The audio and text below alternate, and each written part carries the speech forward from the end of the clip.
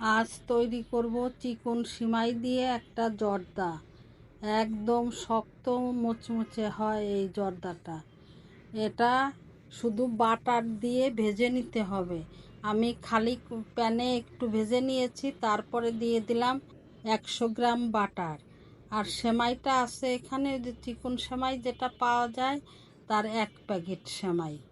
1 packet ধরেই আমি ছোট ছোট করে ভেঙে নিয়েছি।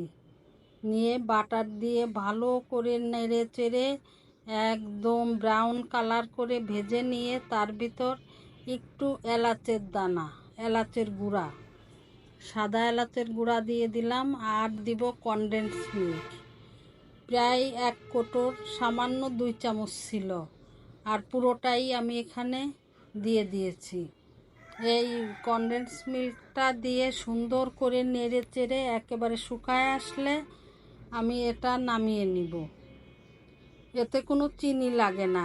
এই দুধের মিষ্টিতেই এই সেমাইটা খুব মিষ্টি হয় আর খুব শক্ত হয়, একেবারে মটকার মতো চিবিয়ে খেতে খুব মজাদার হয় এই সেমাইটা। আমার সুন্দর করে এটা ভাজা হয়ে গেছে দুধের সঙ্গেও।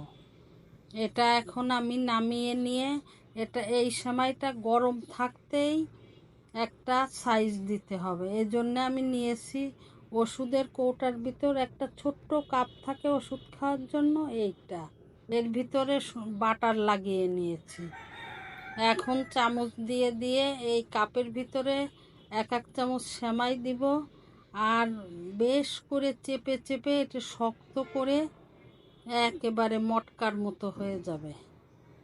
সুন্দর এরকম করে চেপে চেপে এটার সাইজ করে ফেলবো। আর বাটারের কারণে এই মুখার থেকে, কাপের থেকে খুব অনায়াসে সেমাইটা বের হয়ে আসে।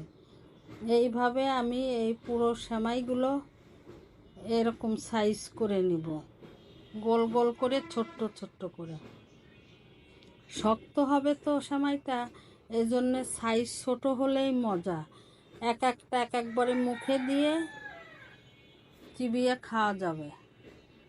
সুন্দর একেবারে মচমচে থাকে এই সেমাইটা, খুব সুন্দর দেখতেও খেতেও। আর ঘরে অনায়াসে বাইরে টেবিলে রেখে দিলেও অনায়াসে 7 দিন এই সেমাইটা ভালো থাকে।